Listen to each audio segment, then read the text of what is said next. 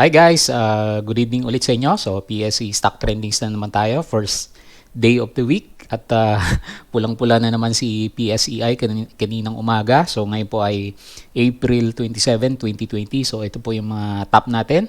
Si Dito, si MAC, si Tech, FNI, SSP, AXLM, IDC, NIKL, EEI at ang ating PSEI index. Ayan. So medyo mapula ulit tayo ng umaga. So umabot tayo ng tingin natin more than 1%. Pero pagdating po ng closing, medyo humabol naman yung ating market kasi ang loss natin yan is umabot lang ng negative 0.27%. Ayan. So nandito na tayo sa 5,450 level ng ating market. Okay, so bago tayo magpatuloy guys, pakibasa po lagi ang ating disclaimer. At kung hindi ka pa nakasubscribe dito sa ating Palaboy Trader na YouTube channel, ayan, subscribe ka na guys para updated ka lagi dito sa mga nire-review natin about sa stock market natin. Ayan, so i-browse nyo din po itong mga nakalagay dito. So dito sa mga daily uploads natin, yung mga over the weekends na vlogs natin at yung mga daily review natin about sa PSE market, yung mga top trending stocks natin, pwede nyo pong balikan dito sa area na to. At kung naghahanap ka ng mga entry saka exit sa mga tradings natin, so marami po tayong examples dito sa profit or losses na section ng ating stock market. At kung gustong matuto about sa basic indicators, so pasyalan mo lang po itong mga technical analysis na vlogs natin. So meron tayong bagong section, building your fundamentals naman para sa trading psychology at mga basic natin para basic foundation about sa stock market. At yung last na section natin is yung stock market studies, so mga basic na study natin about sa stock market. Okay? So kung medyo hirap ka sa paghahanap ng mga kailangan mo na video, so message mo lang ako dito sa Facebook account ko na Palaboy Trader. So maraming po nang ipag-usap sa atin dito na mga bago at pwede ka rin makipag-usap sa akin or magtanong anything po na related sa stock market. So marami din tayong vlog dito. So yung mga ibang ka-traders natin, so nag-uusap-usap tayo dito kung ano yung mga napapansin natin na nangyayari sa ating market. At yung mga in-uploads ko, nilalagay ko din po dito sa Facebook account natin na to. Ayan. So puntahan natin sa ang ating PSEI market. So check natin kung anong nangyari. So nag-loss nga tayo ng negative 0.27%, pero the whole day alam ko more than 1% yung binagsak niya. So puntahan natin dito sa 5-minute chart para madali makita ko ano yung nangyari sa kanya. So itong gap down na to, ito yung nangyari sa atin ngayong araw na to. So sukatin natin. So April 27 tayo. Hanapin natin yung pinakaunang galaw niya. So dito sa red candle natin. So nag-green tayo and then suddenly nagkaroon ng drop na more than 1.84%. So ang laki pala na ng ginalaw ng ating market. So ang daming blue chips na nagbagsakan. And then suddenly pagdating naman ng closing, medyo nagkaroon tayo ng tinatawag na magic closing kasi biglang nagkaroon ng gap up sa ating market. Ayan. So siguro sabihin natin nung nakaraan, ito pa rin yung spillover nung nangyari dito sa ating market kung saan nagkaroon tayo ng extension ng lockdown at mukhang ayaw ng mga investors yung nangyari na yon. Pero nag-subside naman na yung selling natin kaya in-expect natin sana bukas magkaroon naman tayo ng up dito sa ating PSE market kasi kung titignan mo ilang araw na tayong tuloy-tuloy na bumabagsak. So magkakaroon na retest bukas kung yan na yung pinaka-low natin dito sa descending trend lines na ginuhit natin nung nakaraan sa kanya. So bearish pa rin yung nakikita natin sa ating market kasi nandito tayo sa loob ng ating trend line. So medyo maganda-ganda na siya kung makakalabas tayo dito sa ating trend lines na nakikita. So siguro marami ng holders sa mga bago natin na medyo mapula na yung kanilang mga portfolio. So sabi nga ng ating COL brokerage nung nakaraan, pwede ka naman magbawas ng konti sa mga hawak mo kung baka kasi naka-all-in ka at patuloy na bumabagsak yung hawak mo, medyo masakit po sa mata pag ganun yung nakikita natin sa ating portfolio. Ayan. So yung RSI natin patuloy pa rin na bumabagsak or mahina. So nandito siya sa level na below 44%. At ang medyo hindi maganda na nakikita natin is yung ating MACD, yung blue line natin nagka-curve na pabalik dito sa ating red line. Ayan. So sana hindi na siya mag-close below ng ating red line, kasi pag nangyari yan, magkakaroon ng breakdown dito sa support area natin na siguro around 5,400 na level. At sabi nga natin nung nakaraan, pag talagang na-break pa rin yan, babalik tayo dito sa ating 5,000 level, or siguro mga around 5,000 to 5,100, kasi dito yung medyo malakas yung support area natin. Pero nonetheless, very optimistic tayo sa mga susunod na trading days, kasi titingin din tayo sa mga US indices. So medyo okay yung futures nila, at yung trading nila nung nakaraan maganda naman. So itong araw na to siguro kaya bumalik din yung sentiment ng market dito sa ating PSE, kasi yung global markets natin is very green po. So wala ka masyadong makikita na bumagsak dito sa ating mga international market. So wala din tayo masyadong negative news na nare-receive. So tingin natin baka magkaroon ng konting bounce bukas po ng umaga. Ayan. So tingin ulit tayo dito sa net foreign buying or selling natin. So meron pa rin tayong net foreign selling na negative 823.64. So hindi pa rin maganda yung market natin. Kaya patuloy po na bumabagsak, kasi wala pong support ng foreigners. Ayan. So yan po yung nakita natin sa ating market sa ngayon. So pasyalan natin dito yung ating top trending stocks. So medyo nagkaroon ng breakdown pala ng price itong dito natin. So sabi nga natin nung nakaraan, yung nagkaroon tayo ng inverted hammer, inverted doji. So nag-expect tayo na magkaroon ng correction, pero medyo malakas yung correction natin sa kanya. So ilalagay natin yung malakas na resistance sa 2.32. So laki negative 8.33% yung nangyari sa kanya. So hindi maganda, kasi medyo malaki din yung volume na lumabas sa kanya, at nag-uumpisa na mag-curve down yung ating MACD. Ayan. So na-break din yung ating ginuguhit na uptrend. So ito kasi yung gauge natin kung okay pa rin na sakyan itong dito natin. So go tayo ng trend lines. So medyo nabasag na niya, nandito siya sa baba, at kanina tinitignan ko yung kanyang 5-minute chart. Medyo malalaki nga yung volume na lumabas bago po mag-closing yung ating market. Ayan. So lalaki ng volume nila kumpara dun sa trading day natin, yung mga volume na nagba-buy and sell sa kanya. Ayan. So mukhang hindi maganda yung pangitain na to sa stock natin. So sana hopefully bukas mag-rebound itong dito. Pag hindi niya kakayanin na bumalik dito sa taas ng ating MA9 or dito sa ating pinaka-base ng ating ascending trend lines, magkakaroon siya na retest dito sa bandang baba. Siguro dito sa ating MA20 at 1.94 naman. Ayan. So sana hindi maging malakas yung buhos. Kung malakas yung buhos, yan yung kailangan niya matest na support area po natin kay dito. So na-break na rin yung ating RSI. So talagang hanggang oversold level lang yung kinaya niya dito sa malaking green candle natin na to. So hopefully bukas pa naman yung ating MACD, pero once mag-close niyan, mas malaki pa yung profit taking na makikita natin kay dito. Ayan. So next po natin si Macro Asia. So ang bilis ng pagka-clickbait nitong si Macro Asia, kasi noong umaga minomonitor din natin itong si Macro Asia. Malakas din yung upsurge niya. So pagbukas pa lang nito si Macro Asia, ang laki na ng gap up niya. So sukatin natin So mula sa closing niya kahapon, umakyat siya ng more than 8%. So akala nga natin magtutuloy na magkakaroon ng breakout itong si Macro Asia.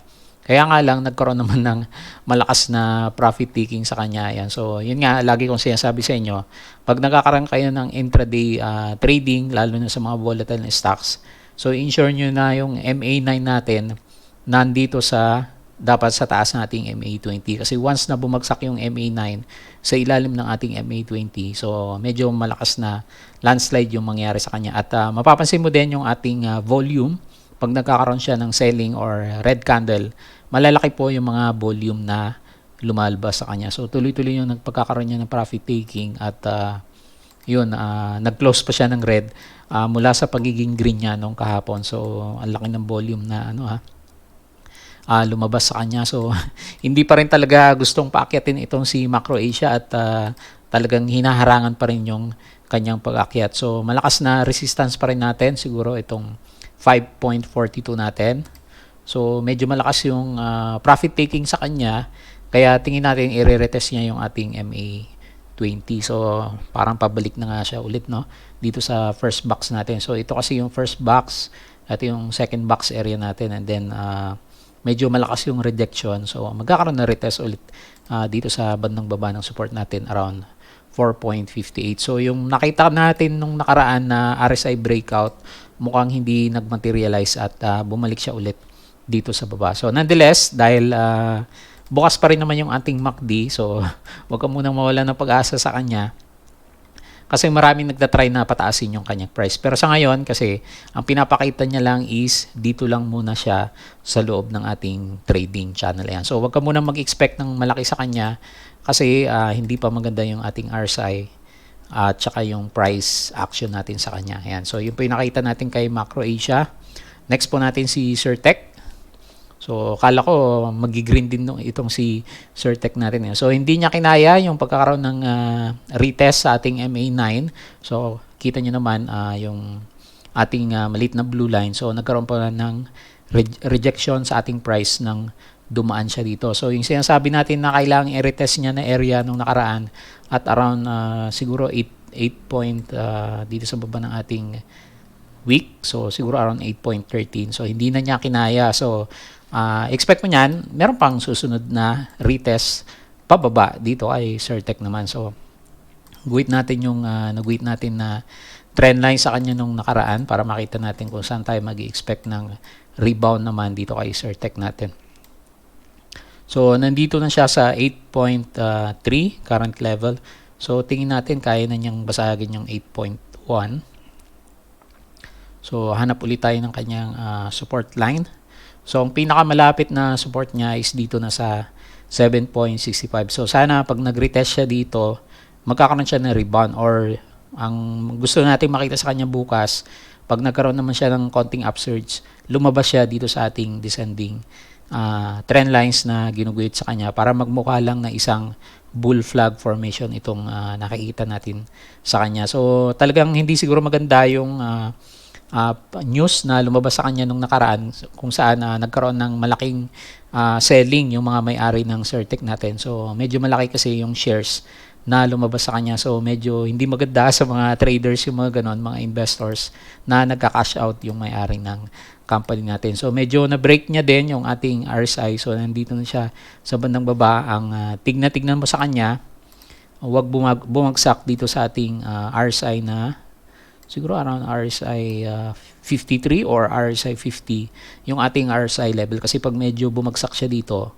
magkakaroon pa ng landslide ng ating mga prices. Ayan. So overall, uptrend itong si Surtech natin, kaya nga lang mas prone siya na mag-correct muna dito sa ating support area dito sa bandang baba. Ayan. So maganda sa kanya, sumalo ka dito sa support area.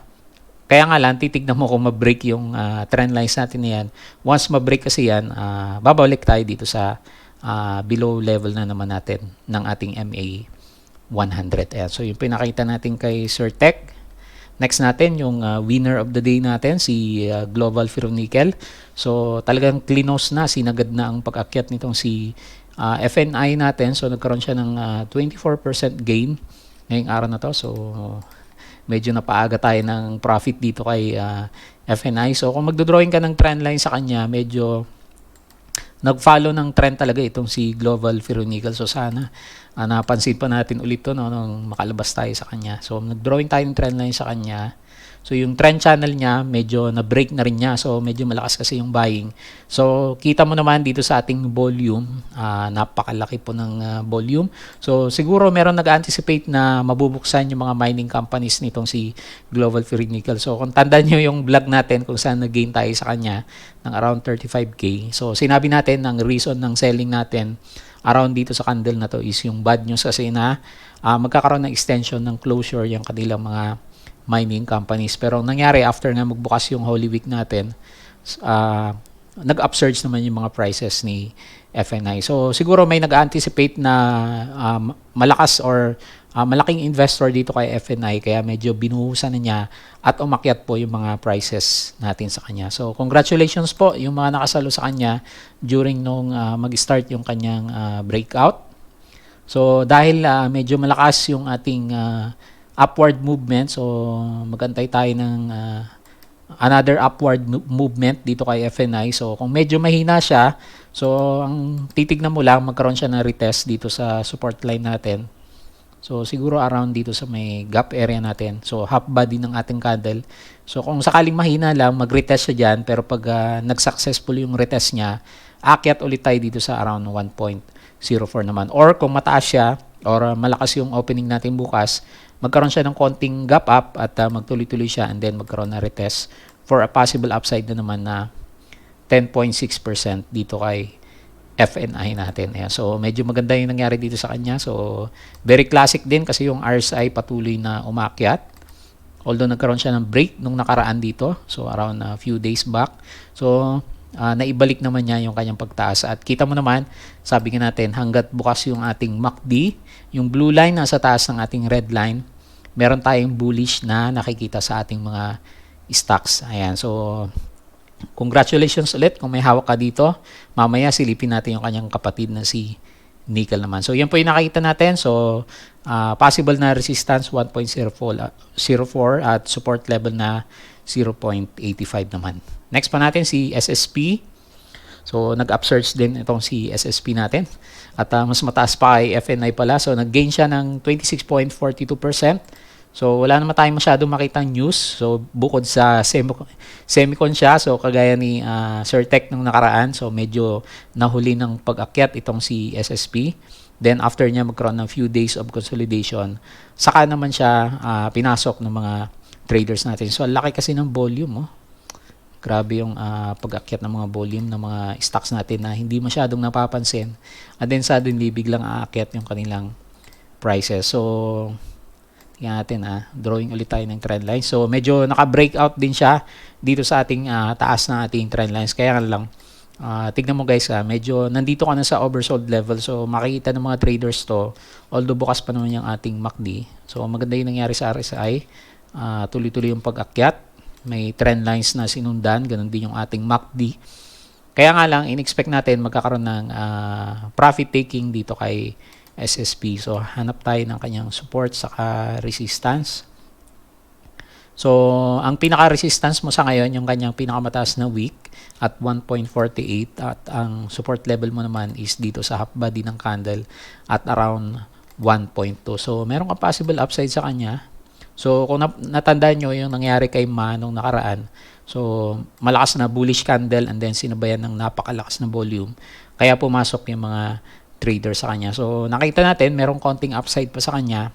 Kaya nga lang lagi nating sinasabi pag gantong nandito ka na sa oversold level at medyo malalaki yung candles natin at volume, baka magkaroon ng profit taking naman sa kanya. Kaya nga sinasabi natin, once ma-reach mo yung mga cut loss level mo sa mga stocks na volatile, medyo tignan-tignan mo na. So baka kasi maipit ka kagaya nung nangyari kay ECP. So balikan natin si ECP. So nag-warning tayo nung nakaraan dito kay ECP. So tignan mo naman, mukhang bumabalik na ulit dito sa baba yung price ni ECP. Ganon din si Tugo. Nakita natin kanina. So ang laki din ng loss ni Tugo. So more than 14.38%. So pag ganyan mga vertical take off po yung mga candles natin at wala namang catalyst na malakas talaga sa kanya, hindi niya masusustain yung pagtaas niya. At yun nga, maiipit ka lang sa taas pag hindi mabilis yung galaw mo sa kanya. So nonetheless, meron pa rin tayong upside na nakikita. Kaya nga lang high risk kung i-trade mo po si SSP. Ayan. So next po natin si AXLM. So nagkaroon ng upsurge itong si AXLM. So wala naman tayong mabasang catalyst. Pero dahil malakas ang demand sa kanya, talagang binuhos na niya. So ilang beses kasi siya nagtatry na mag-break dito sa ating MA100 pero hindi niya kinakaya. So yun nga lang, nasusustain niya po yung kanyang RSI. So kita mo naman, pataas po yung ating RSI. So may trend siya na sinundan. Ganun din po yung ating MACD, and then suddenly nagkaroon ng volume at di ba wala nga masyadong play sa mga blue chips. So naghanap yung mga players natin ng mga stocks na madaling iangat sa ngayon. So meron pa namang upside dito kay AXLM kung nakuha mo siya kasi nag-reject siya dito sa taas ng ating ascending trend line. So, yan yung gagamitin natin ng gauge as a reference ng resistance, at ang support naman natin is yung pinakababa ng week. So, 2.82 to 3.07. Yung nakikita natin na trend channel po ni AXLM. So, medyo ingat ka din kasi malapit na siya sa kanyang oversold level. So, ang tagal nang hindi nag-oversold nitong si AXLM. So, first time niya po, baka magkaroon ka agad ng profit taking sa kanya. Ayan. So, next, si IDC.